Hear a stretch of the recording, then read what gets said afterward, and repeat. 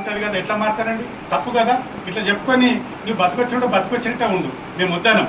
కానీ మా మీద దాడి చేయడము, మేము మా కల్పన అడగడము, కులం సర్టిఫికేట్లు ఇవ్వండి, ఆధార్ సర్టిఫికేట్లు ఇవ్వండి, హెల్త్ కార్డులు ఇవ్వండి, మా రిజర్వేషన్ మేము కూడా ఇక్కడ వాళ్ళమే, మేము ఇక్కడ పుట్టిన ఇక్కడే వస్తామంటే అది కుదరదు.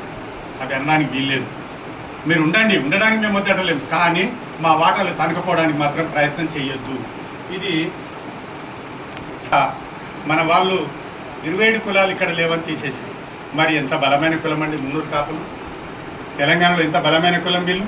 పటేళ్ళు, ఆస్తిపరులు, మంత్రులు, ఇప్పుడు కేకే, బిహెచ్ వీళ్ళందరూ వాళ్ళే. మరి వీళ్ళు ఎందుకు కొనుక్కుంటున్నారు? వీళ్ళకి తెలియదేమో ఇంకా రిజర్వేషన్లో మమ్మల్ని ఇట్లా చేసారు, ఆంధ్రలో తీసేసారని. మేము తీసుకుపోయి బిహెచ్ గారికి ఇచ్చినాం, ఇంటికి పోయి ఇచ్చినాం. అయ్యో అట్లా నాన్నోడు ఈ జీవో కూడా ఇచ్చేసారు. ఇది మొదలు వాళ్ళే తీసేసారు, ఆంధ్రలో ఈ తెలంగాణ వాళ్ళని తీసేస్తే మరి మన దగ్గర కూడా 27 కులాలు ఇక్కడ తీసేసారు. ఇక్కడ ఆంధ్ర వాళ్ళని తీసేసిన 27 కులాల లిస్ట్. ఇది 27 కులాల లిస్టు. ఇది ఆంధ్రలో తీసేసిన 7 కులాల లిస్ట్. ఇది గజెట్, అది జీవో. ఇది కళింగుల యొక్క జీవన విధానం. ఇప్పుడు చెప్పినా కదా 30 పేజీలు ఉంటుంది. కళింగులు ఏ జీవన విధానంలో ఉన్నారు, వాళ్ళ వృత్తి ఏమిటి, వాళ్ళకి ఏమేమి కాలేజీలు ఉన్నాయి, యూనివర్సిటీలు ఉన్నాయి, ఏమేమి పని చేస్తున్నారు, ఎంత కోటీశ్వరులు, ఎంత శ్రీమంతులు, అంతా ఇది వాళ్ళ రిపోర్ట్.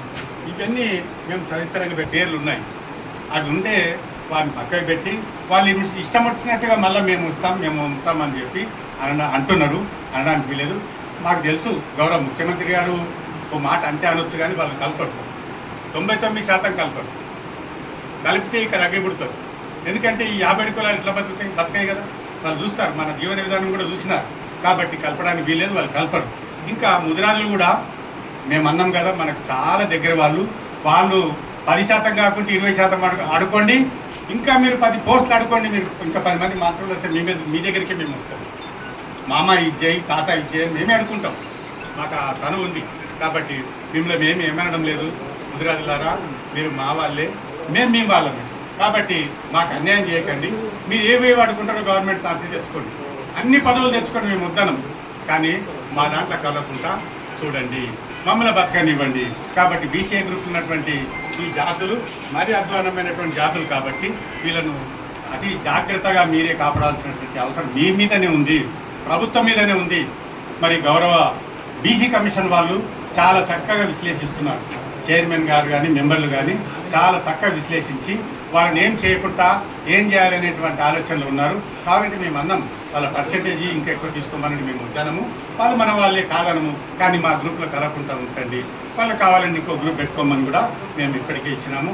వాళ్ళు ఇప్పటికే చేసినటువంటి ఈ కొత్తగా బీసీ కమిషన్ వచ్చినటువంటి మెంబర్లు కూడా చాలా చక్కగా చేస్తున్నారు. ఇప్పుడు వాళ్ళు చక్కగానే చేస్తారు, మాకు న్యాయం చేస్తారు, అన్యాయం చేయరని చెప్పి మాకు ఆ నమ్మకం ఉంది. కాబట్టి గౌరవమైనటువంటి ఈ ముఖ్యమంత్రి గారికి, బీసీ కమిషన్ వారికి, బీసీ మంత్రులకు, ఇతరులకు, ఐఏఎస్ ఆఫీసర్లకు కూడా మేము విజ్ఞప్తి చేస్తున్నాం. అన్నింటినీ విశ్లేషించి మాత్రమే చూడాలి తప్ప ఏది ఎవరో చెప్పిన నోటి మాట కానీ ఏదో కాగితానికి వచ్చిందని చెప్పి చూడకండి. నేను ఇచ్చినటువంటి ఇవన్నీ ఆధారాలు, గవర్నమెంట్ జీవోలు, జీవన విధానాలు, ఆ పద్ధతులు, ఆ రిజర్వేషను తీసేసినవి ఉన్నవి అన్నీ కూడా మేము సవిస్తరంగా మేము రికార్డుగా చేసి చూపిస్తున్నాము. కాబట్టి దయచేసి ప్రభుత్వం వాళ్ళు మా కులాలను, మా 57 కులాలను ఇట్లా బతకనివ్వాలని చెప్పి ప్రభుత్వానికి విజ్ఞప్తి చేస్తున్నాం.